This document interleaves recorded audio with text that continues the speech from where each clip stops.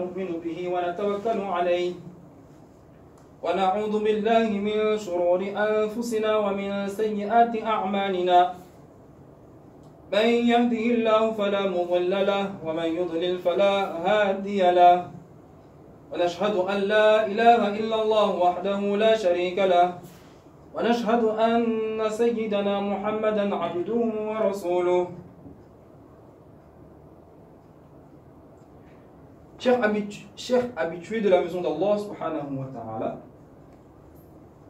certains savants disent que c'est pendant le mois sacré de Rajab qu'a eu lieu Al-Isra ou Al-Mi'raj, à savoir le voyage nocturne du prophète sallallahu alayhi wa sallam de la Mecque à Jérusalem ainsi que son ascension.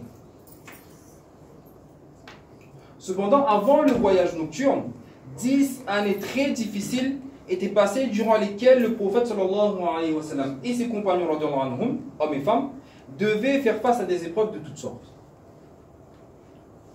Dès le début de sa mission, de manière visible, Da'wa, certains de sa tribu ont été les premiers à l'insulter et le traiter de menteur devant tous les Mécois. Quand ils dirent, par exemple, Tabballaka ali hadha jama'tana, c'est-à-dire sois maudit.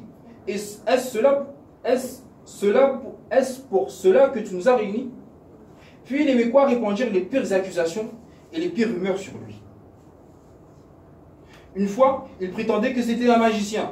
Une autre fois, on disait qu'il était un poète qui a inventé toutes ces belles paroles, à savoir le Coran. Puis on dit que c'était un fou, ou encore qu'il était possédé par un djinn. Ensuite, les Mécois commencèrent leur politique de persécution envers les musulmans de leur propre tribu, ou parmi leurs esclaves en les ridiculisant, en les affamant, puis par des châtiments corporels, et même par la mort. Les Mécois sont ensuite passés au boycott, à l'encontre de toute la tribu du prophète sallallahu alayhi wa sallam, qui le défendait afin de les isoler des autres tribus mécoises. Ils leur interdirent de faire du commerce. Ils privèrent de la nourriture, d'eau. Les enfants hurlaient de faim, et ceci dura 3 longues années. Puis certains des musulmans furent obligés de quitter leur patrie et leurs biens pour sauver leur foi. Le prophète n'a trouvé de soutien après Allah subhanahu wa ta'ala que parmi ses proches compagnons, ainsi que vers son épouse Khadija et son oncle Abu Talib. Mais à la 10e année, ces deux principaux soutiens moururent. Et les Mécois s'acharnèrent alors sur le prophète sallallahu alayhi wa sallam. Ainsi, après avoir fait une tentative d'appel à l'islam auprès d'autres tribus arabes comme la ville de Taïf, il fut insulté et blessé. Voilà par ailleurs un exemple de la fermeté dans ses convictions. Allah subhanahu wa ta'ala dit dans le Coran: Am hasibtum an tadkhulul jannata wa lamma ya'tikum mathalul ladhina khalaw min qablikum massatuhumul ba'sa'u wad-dharra'u wa zulzilu hatta yaqula ar-rasul wal ladhina amanu ma'ahu mata nasrullah ala inna nasrallahi qarib.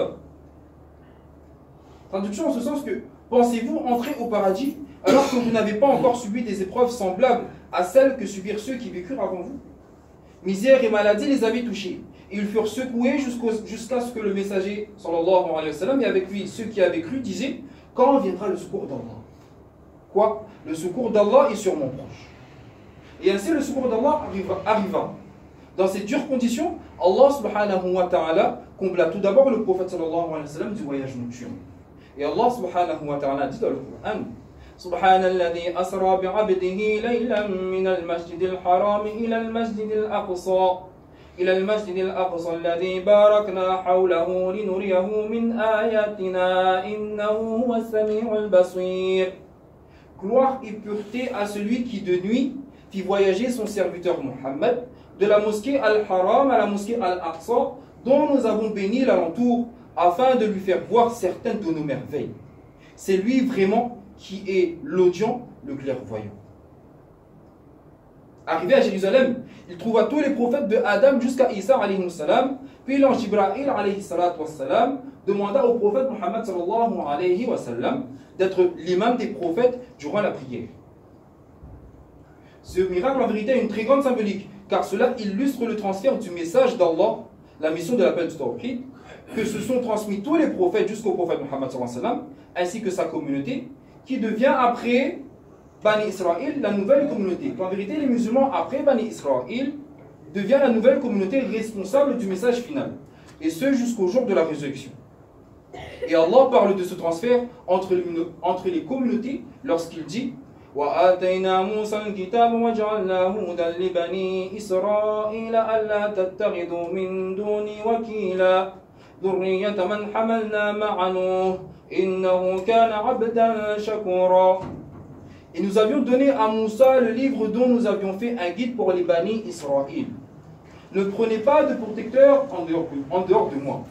Ô vous les descendants de ceux que nous avons transportés dans l'arche avec nous, celui-ci était vraiment un serviteur fort reconnaissant. Puis Allah révéla son message à l'ultime communauté de l'islam. إن هذا القرآن يهدي للتي هي أقوم ويبشر المؤمنين الذين يعملون الصالحات أن لهم أجرا كبيرا. Certes, ce Coran guide vers ce qu'il y a de plus droit et il annonce aux croyants qui font de bonnes œuvres qu'ils auront une grande récompense. Ensuite, pour continuer le récit du Mi'raj, le prophète sallallahu alayhi wa sallam fut élevé aux cieux.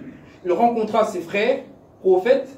Allah lui montra aussi ce qui se passera dans la dernière demeure, résurrection, paradis, enfer. Allah réconforta aussi le prophète sallallahu alayhi wa sallam sur l'avenir de sa mission et de son appel. C'est aussi dans les cieux que les 5 prières furent légiférées. Et c'est la seule adoration qui eut ce privilège, car la prière est en vérité l'ascension du croyant. Le prophète sallallahu alayhi wa sallam est ainsi revenu de son voyage nocturne et de son ascension avec le cœur apaisé, avec une volonté renouvelée, avec l'assurance que la bonne fin est réservée à la piété et au bien. Et cela, bien évidemment, après ces 10 années ténues. Allah subhanahu wa ta'ala nous donne le tawfiq de comprendre ces quelques paroles, de le mettre en pratique, de s'en imprégner. Allah subhanahu wa ta'ala donne la fermeté dans nos actions, dans nos valeurs, inshallah.